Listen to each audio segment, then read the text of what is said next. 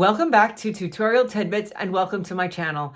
I'm Elizabeth St. Hilaire, and this week I'm going to show you a technique of scratching through paint on your gel plate to create an extra additional layer of texture when you're using stencils, and how to apply a little more pattern with a repeating foam stamp. So it's a lot of fun. It'll create a unique print, and I think you're going to find it inspiring. So if you've got a few minutes, let's go check it out. Welcome to the studio.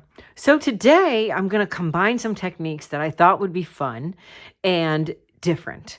So I'm working with one of my repeating foam stamps. This is a spiral pattern, and it's a foam stamp which is set to repeat if you sit it next to each other on all sides. So if you line it up pretty close and stamp it all the way across, you're going to get a repeating continuous pattern, or pretty darn close. So the next thing I'm going to be using is one of my stencil designs that has big openings, so I can put paint through it and get a big chunky pattern. You can use this one. I'll link this stencil design below, or maybe you have something in your studio that will work just as well. So you want a big chunky pattern. So the next thing I'm using is my 9x12 gel plate that is co-branded with Joggles and Gel Press. That is because the stencils are 9x12, and of course my favorite rice paper pad for gel printing, the Yasutomo Sketch rice paper, is also 9x12. So that's what we're using. And the last thing on the list is some stylus that I got from Amazon. They have the tips that I'm going to use to scratch into the paint. And the reason why they work so well on the gel plate is that they are rounded. So the tips are beads of metal. They are not sharp. So they are all rounded and they are not sharp. And you want to use that when you're scratching through on the gel plate rather than something that is sharp. Okay, so the first thing I'm going to do is I've got my clean gel plate. I'm going to put down my chunky pattern stencil, and I'm going to put paint on it and brayer through so that I apply that pattern to the gel plate. So rather than squeezing the paint onto the surface of the stencil, what I found that works better is actually getting the paint on the brayer and then rolling it out. Because when you squeeze it, it gets heavy in the middle and you don't ever really get it out evenly. So I'm working on my nonstick craft mat desktop. So I'm just going to put the fluid acrylic. This is anthraquinone or indigo blue. I'm putting that on the desktop. You could also put it on another gel plate to get it onto your brayer, and then I'm going to roll it into the openings. So I've got the stencil on the clean plate, and I'm applying the paint into the openings in the pattern directly onto the gel plate. So this is a little bit different than we normally gel print. We usually put the paint down first. So I'm just getting the paint on my brayer and making sure that I fill all the openings in this chunky pattern right onto my gel plate. Then I'm going to have to be patient and let that color dry. So in the meantime, while I let this dry, I can go look up the name of this stencil for you. So we're going to lift that off. And now I have a pretty clean version of my pattern right there on the plate. It got a little squished under in a couple of places. That happens worse if you squirt the paint on it and then roll it out. So you just have to have a light touch. But for the purpose of demonstrating, this is good. This one's perfect. This one's close to perfect, and nobody's perfect. So now we're just going to let it dry. Okay, so I looked this up, and it is called Fiddly Ferns. It is one of my older designs of stencils with Joggles, but it's called Fiddly Ferns. Okay, so I have let this dry for about as long as I can wait. I think it's still a little bit wet, but I'm going to take the round tip stylus, and this is the biggest point. They come in this pack is very reasonably priced from Amazon, and it comes with different size tips. So I might use the big one and the next one down. And they have alternate ends. They have small ends, and then they have the different sizes. So the idea here is just to scratch through this pattern and create another pattern within it. So we can make dots by just dabbing. And I love the dots. So you just dab with that round stylus.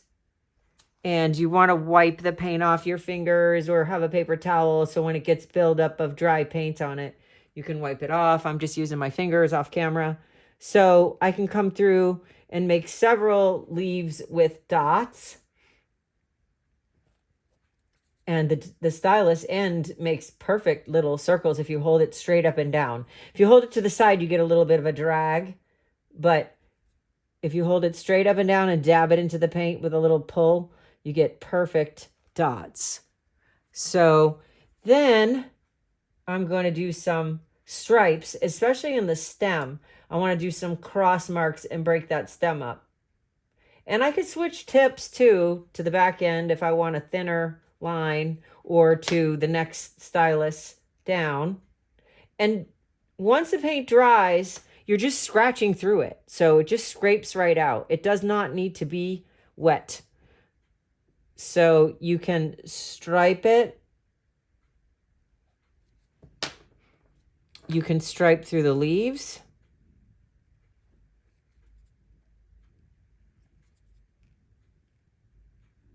I like the large tip because it's giving me a good bold kind of line and pattern. And you can move this around so that it's at the right angle for yourself. It's not like you have to leave it, you know, perfectly sideways. I have been practicing with this technique and I found that moving the gel plate around so that I can see better or it's at the best angle for me works well. So here I'm just doing some stripes. I could also do some stripes at a different angle. I also have experimented with going out the length of the leaf. I like adding the stripes through the stem.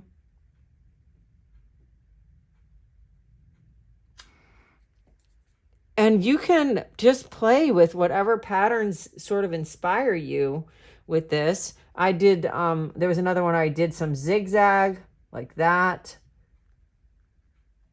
And this is why you want a bold pattern, a chunky pattern, so that you can get you have enough real estate to get your pattern scratched into. So you have some big solid areas. You could do curves, arcs in different directions. And it scratches off quite easily. And then I'm just wiping it with my finger, or you could use a paper towel. And you could do more fine lines with the smaller point, although I like the bold line with this bold pattern. Surprisingly, completely dry, it comes off really easily. And we're just scratching through it. So some of these imperfect areas I could remove with the stylus. Like I could clean up in here the areas that didn't come out perfectly. I could clean up just by scratching the paint off, the extra paint off. So by the same way that I'm doing the pattern, I'm sort of cleaning up where my print wasn't perfect and it added a little bit extra, more color than I wanted. So that's a simple cleanup solution too. And you could probably use this for these tools to clean up in other instances when you're trying to get a perfect print and you don't, because you can just scrape this right off. So you can just sort of play with the various patterns that you can get. I bet you can come up with some unique ideas. I'm doing mostly lines, curved, straight, zigzagged, and dots. And angled. And a little bit more cleanup.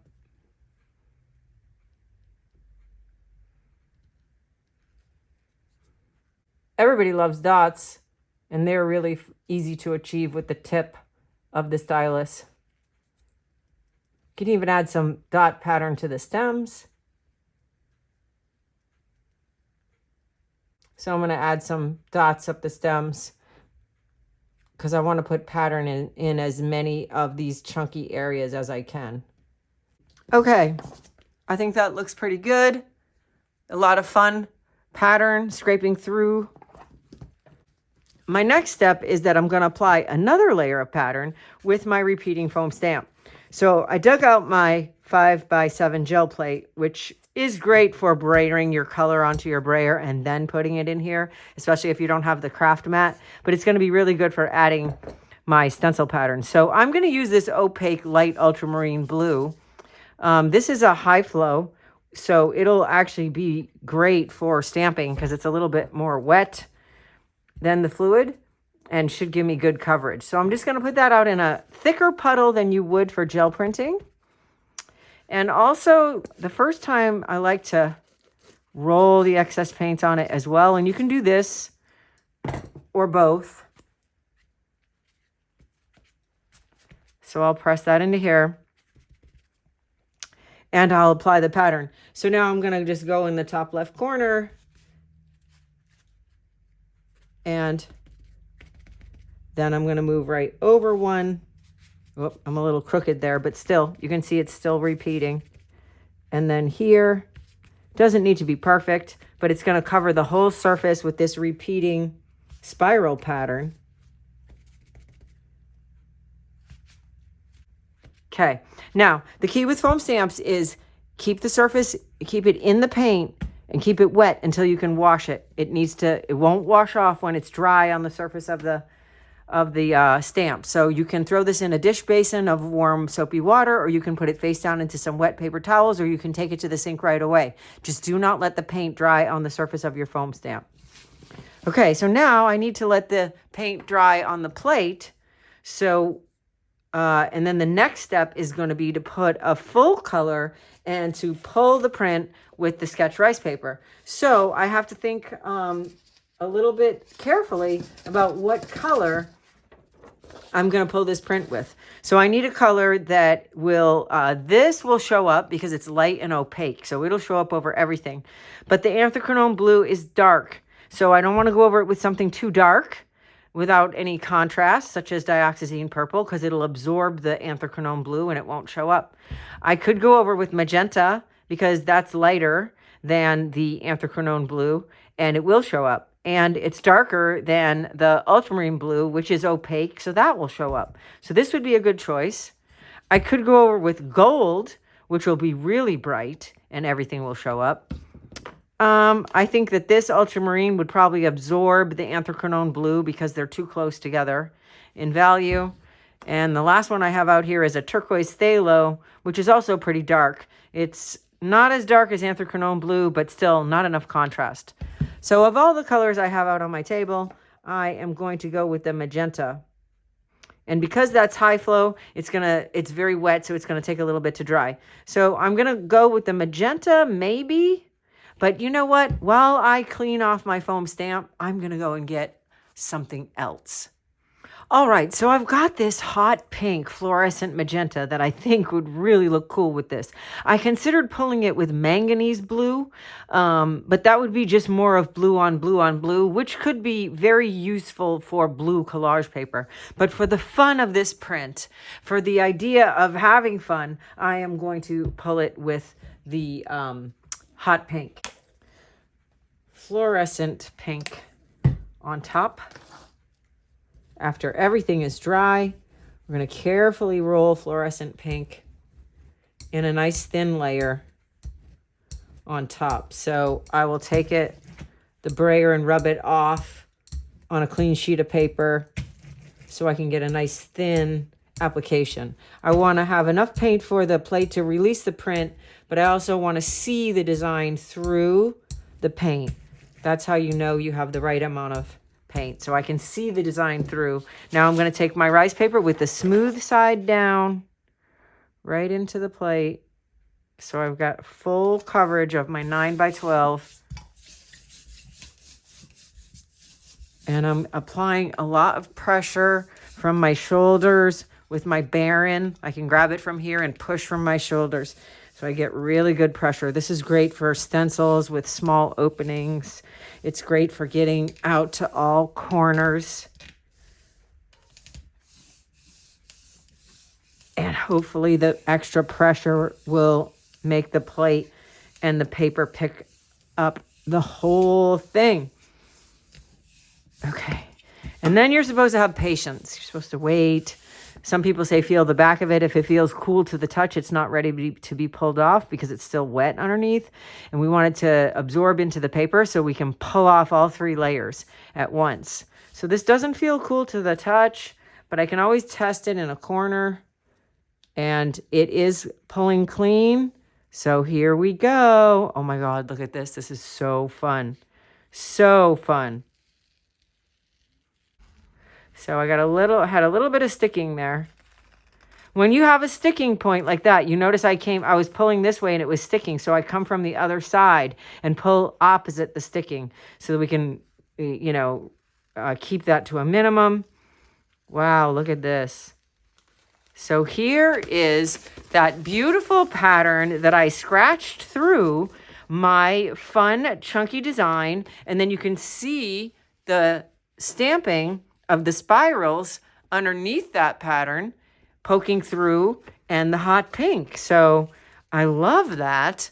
And it's just another technique and another way to add your own unique pattern to some of the stencil designs that you have using a stylus to scratch through the paint. I hope you found that inspiring. I hope you enjoyed that technique as much as I did. I just love the patterns and all those chunky leaves. And I'm sure you've got some stencils in your stash that would work well for this technique. Remember, they need to have big openings, so it's a big pattern that you can add your mark making to. And Fiddly Ferns is a perfect one if you don't have one. So the links for all the supplies are listed below the video, and I will see you back here next week.